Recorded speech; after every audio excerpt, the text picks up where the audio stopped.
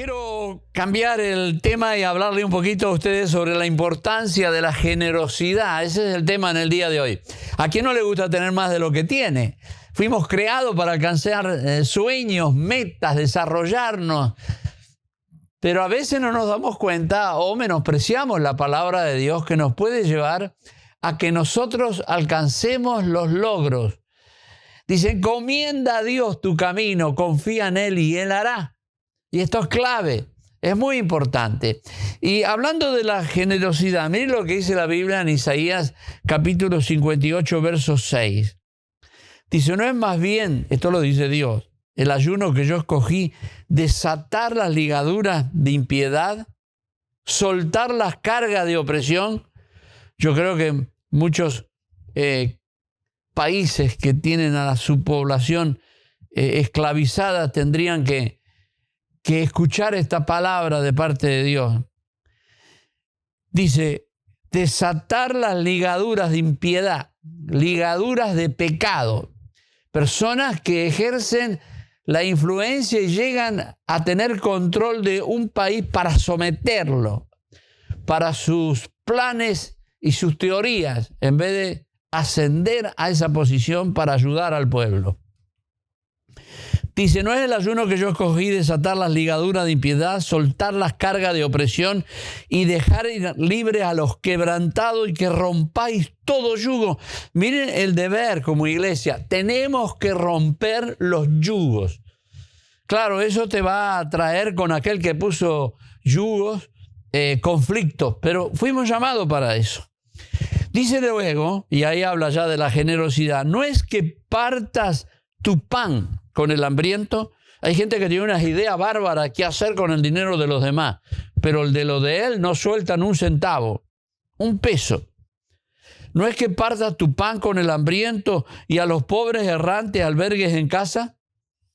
Que cuando veas al desnudo lo cubras y no te escondas de tu hermano. Mire lo que Dios dice, porque después viene la causa que produce practicar esto. Dios te bendice. Importante.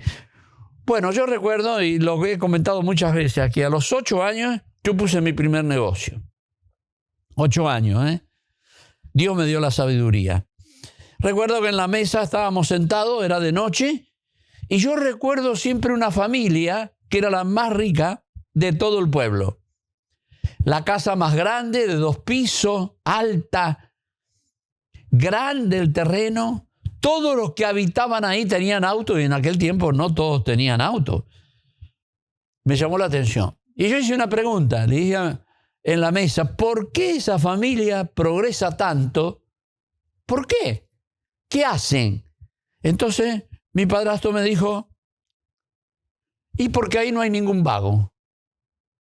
Aquello me pegó fuerte. Yo dije, me llamó vago a mí. Esa noche no dormí, lloré. Dije, Señor, me llamó vago. Yo no quiero ser un vago. Entonces dije, Señor, ayúdame a hacer algo. Me acuerdo que yo iba al colegio en la mañana. En aquel tiempo nosotros íbamos o turno de día o de tarde. En la mañana de 8 a 12 y el turno tarde de 1 a 5. Yo iba a la mañana.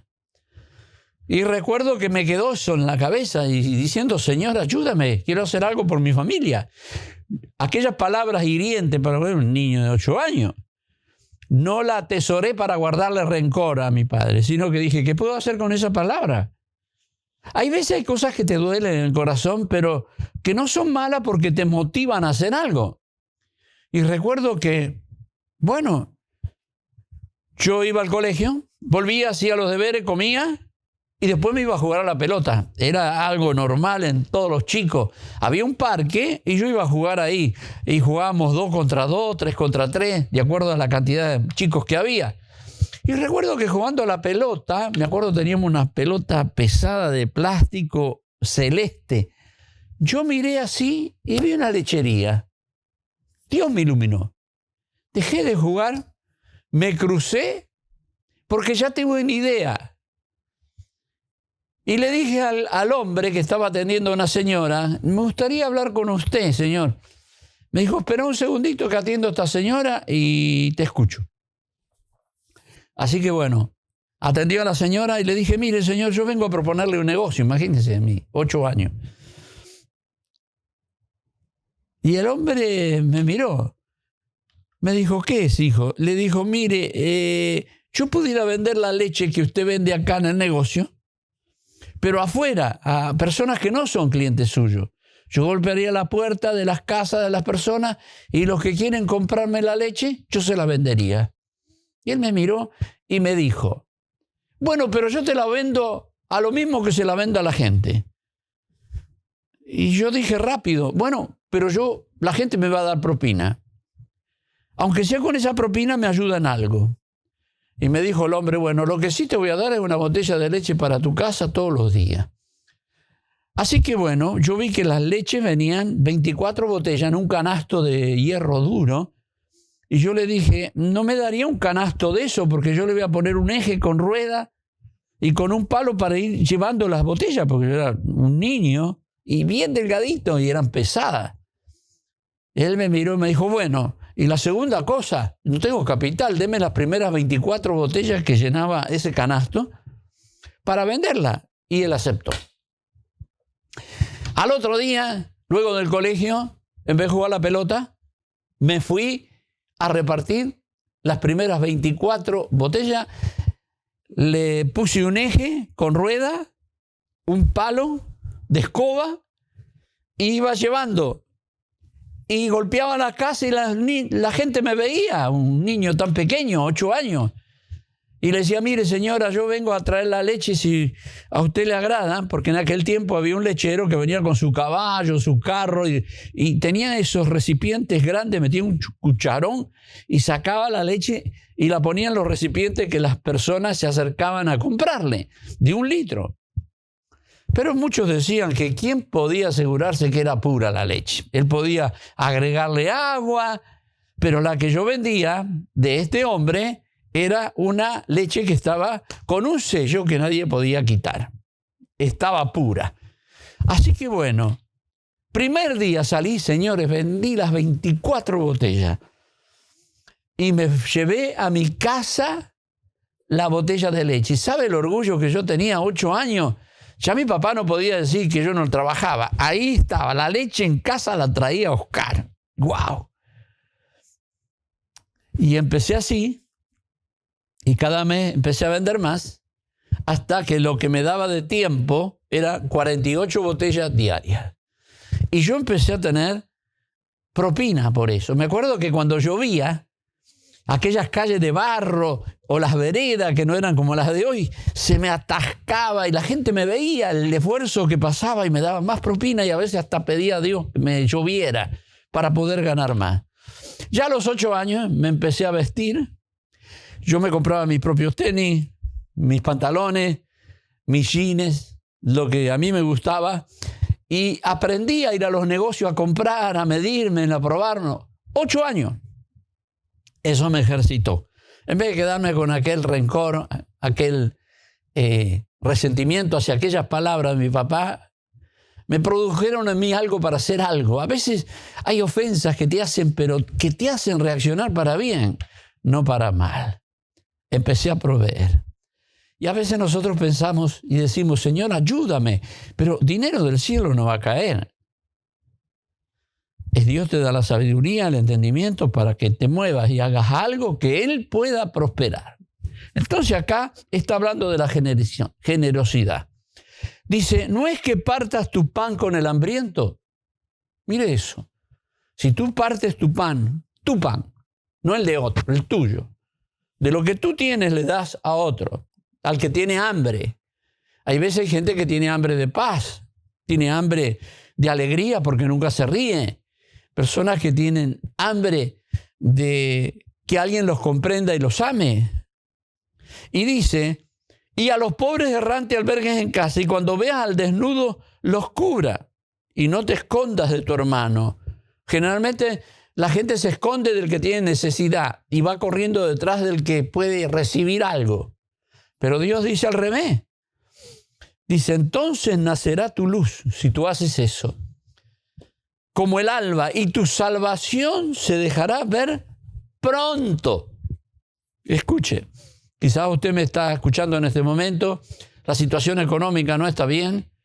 Ayer miraba acá en Estados Unidos, que no es muy común, muchos restaurantes cerrando. La situación económica está apretada. E irá tu justicia delante de ti, y la gloria de Jehová será tu retaguardia. Es decir, la gloria de Dios te va a cubrir, te va a proteger la espalda. Entonces invocarás y te oirá Jehová. Clamarás y dirá él, heme aquí. Siempre va a haber un heme aquí de parte de Dios cuando tú haces esto. No pienses en ti mismo. Lo primero, yo digo, hay que cubrir a la familia, lo más cercano. Algún necesitado que esté en la familia. Tratar de ayudar. Es importante. Y después abrir tu corazón para otros. Por ejemplo, en la iglesia tenemos que saber la necesidad que tienen las personas como pastor y orar por ellos. Pero siempre que se pueda hacer algo para ayudarles, ayudarlos. Dice, oirá Jehová cuando tú clames si haces esto. Y dirá él, heme aquí. Si quitares de en medio de ti el yugo y el dedo amenazador de señalar, y él hablar vanidad. Y luego dice, en el verso número 10, estoy leyendo Isaías 58, y si dieres tu pan al hambriento y saciares el alma afligida, en las tinieblas nacerá tu luz. Mire, si hay tinieblas de pobreza, de miseria, Dios te está dando una clave acá. Escuche esto. Si dieres tu pan al hambriento y saciares el alma afligida, en las tinieblas nacerá tu luz. Tu oscuridad será como el mediodía. Y luego dice, Jehová te pastoreará siempre. Es más fácil decir, Jehová mi pastor, nada me va a faltar. Pero si Jehová es tu pastor, da de lo tuyo para saciar las necesidades de otro. Y mire la promesa. En la sequía saciará tu alma. No importa que haya sequía, Dios te va a saciar. Y dará vigor a tus huesos. Y serás como huerto de riego y como manantial de agua cuyas aguas nunca faltan. Nunca te va a faltar. Y los tuyos, mire qué lindo esto, tu descendencia, ¿sí? Dice, edificarán las ruinas antiguas, los cimientos de muchas generaciones. Van a ser constructores, no de edificios, de vidas. Y generación en generación levantarás. Eso dice la palabra de Dios para aquellos que hacen lo que estoy hablando con cada uno de ustedes. Hoy tenemos un mensaje. ¿Qué hacer con lo que tenemos? Generalmente nosotros lo guardamos, pensamos en nuestras vacaciones, pensamos en lo que podemos comprar, pensamos cómo darle a nuestros hijos, pero hay veces, hay muchos necesitados alrededor que no alcanzamos a ver su necesidad. Gente que necesita una mano extendida. Y Dios dice esto en el día de hoy. Isaías 58:10. Qué linda esta palabra, ¿verdad? Si lo ponemos en práctica, Dios nos bendecirá. No dejes pasar por alto. Usted puede apagar la radio, decir ya no lo voy a escuchar más, yo tengo necesidad y mirá con lo que me sale. La clave para recibir más de lo que tienes es precisamente qué hace con lo que poquito que tiene. Si quieres multiplicarlo, tienes que dar. Y si usted ve los negocios que más han alcanzado fama mundial y han alcanzar a tantas millones de personas, son personas que crearon o empresas que crearon cosas que el hombre necesita. Ellos sacian esa necesidad y luego recogen. Aprendamos en lo íntimo de nuestro corazón. No ser egoísta en pensar solo en nosotros, sino qué puedo hacer con las demás personas que también tienen deseo de prosperar y de alcanzar metas. Les habló el apóstol Oscar Agüero. Yo te invito, hoy tenemos servicio en la iglesia Ondas de Amor a las 8 de la noche. Quiero orar por ti. Esta palabra de prosperidad tienes que creerla. Y si tú la practicas, ¿sí? Hay gente que ni cree en Dios. Pero usted comienza a practicar lo que Él dice, te vas a dar cuenta que Él existe, porque Él va a cumplir esta palabra en ti. Te esperamos. Recuerde nuestra dirección 8264 del Norwest, 103 calle, repito, 8264 Norwest, 103 calle, Hialeah Garden, 8 de la noche, ven a recibir. Y también tenemos servicio los días viernes, donde estamos con los jóvenes y adolescentes, y el domingo 10 de la mañana y 7 de la tarde. Chao, hasta luego.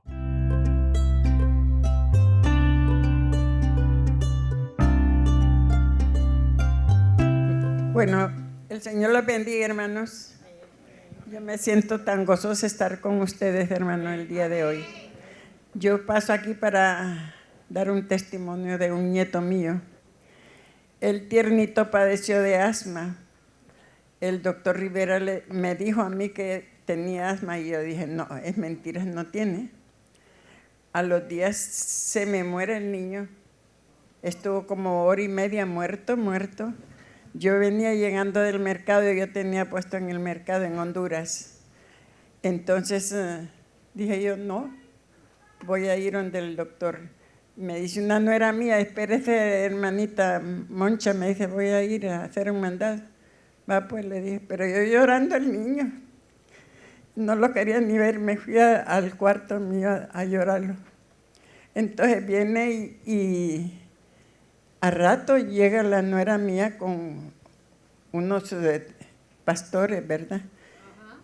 Y entonces viene y oigo que están rezando, si ese es un niño, ¿por qué me le van a rezar? Y salgo yo y miro yo que es la pastora.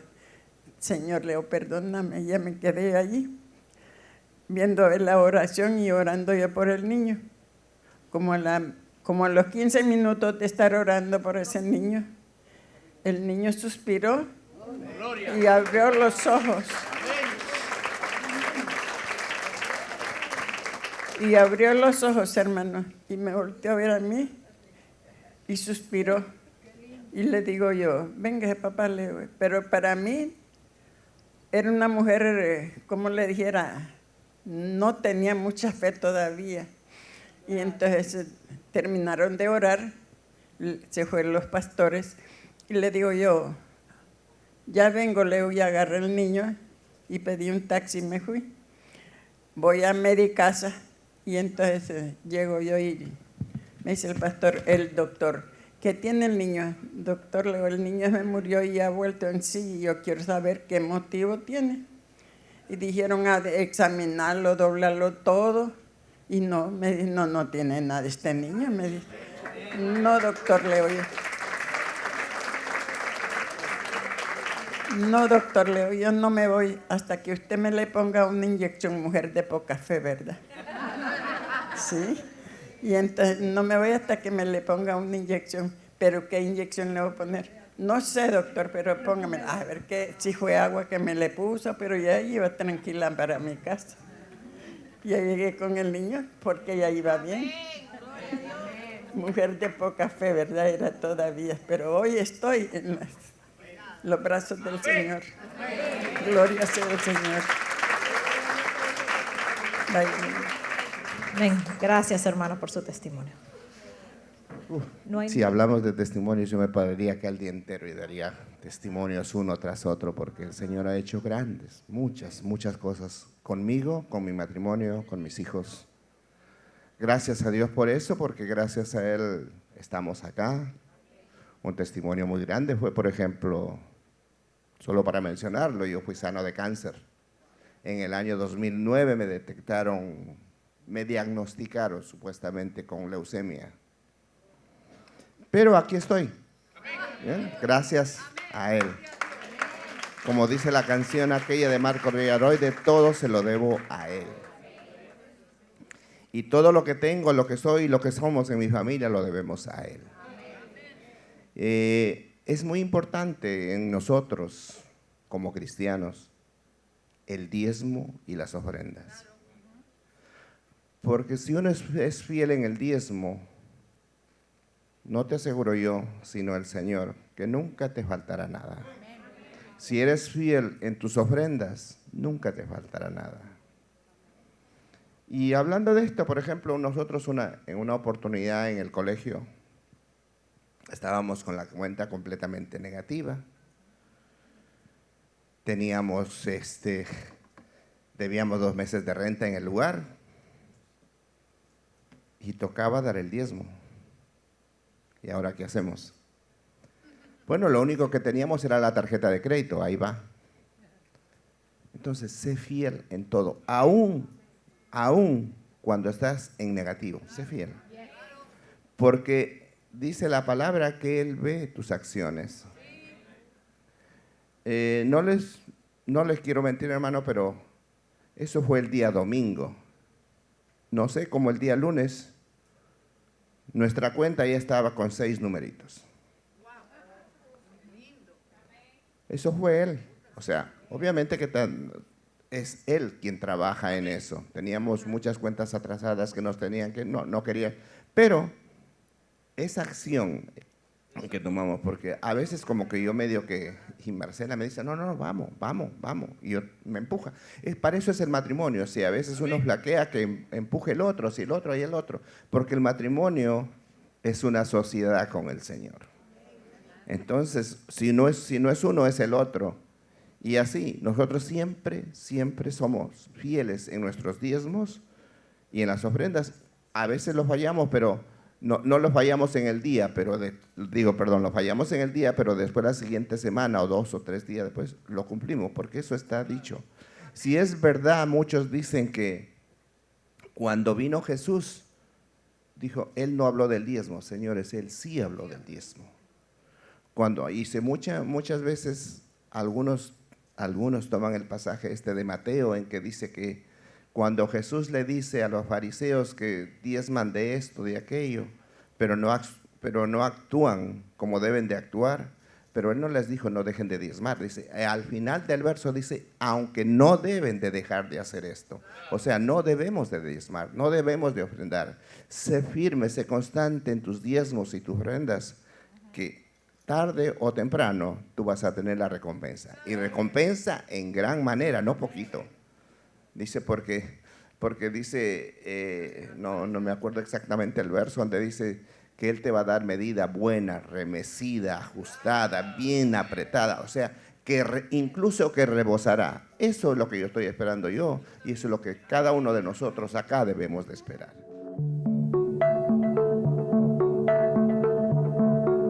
¿Cuántas horas pasamos al día mirando las redes sociales? Fotos, memes, videos, contenido que muchas veces no deja nada en nuestro corazón. Ahora imagina, por un momento, dedicar solo 5 minutos de ese tiempo a algo que puede cambiar vidas, incluso salvar almas. En un mundo lleno de incertidumbre, todos necesitamos una palabra de aliento, una chispa de esperanza. Pero, ¿sabías que tú puedes ser el canal que Dios use para llevar su luz a los demás? Desde un amigo cercano hasta alguien al otro lado del planeta que necesita escuchar justo ese mensaje que cambie su día, o incluso su vida. A través de las redes sociales de la Iglesia Ondas de Amor, cada día se comparte un mensaje de luz y esperanza, guiado por la mano de Jesús. Tú puedes ser parte de este propósito. Basta con un clic, un compartir, un gesto sencillo pero poderoso. Si podemos dedicar horas a ver contenido vacío, ¿por qué no dedicar 5 minutos a algo que trasciende? A algo que transforma. Tú tienes el poder de llevar la palabra de Dios a todos los rincones del mundo. Hoy más que nunca, el mundo necesita la paz y el amor de Jesús. Sé el puente de amor y fe que alguien necesita. Ondas de Amor. Juntos, llevando la palabra de Dios a cada rincón. Iglesia Ondas de Amor, una iglesia para toda la familia. Eventos, radio, televisión, seminarios, congresos. Le esperamos en el 8264 Northwest 103 calle Hialeah Gardens. Consejería, discipulado, escuela para niños, servicios juveniles y mucho más. Pastores con muchos años de servicio e integridad. Iglesia Central de Ondas de Amor, Hialeah Gardens. Informes al 305-826-5555. Le esperamos en el 8264 Northwest 103 calle Hialeah Gardens. Contáctenos al 305-826-5555. Iglesia Onda de Amor, una iglesia para toda la familia.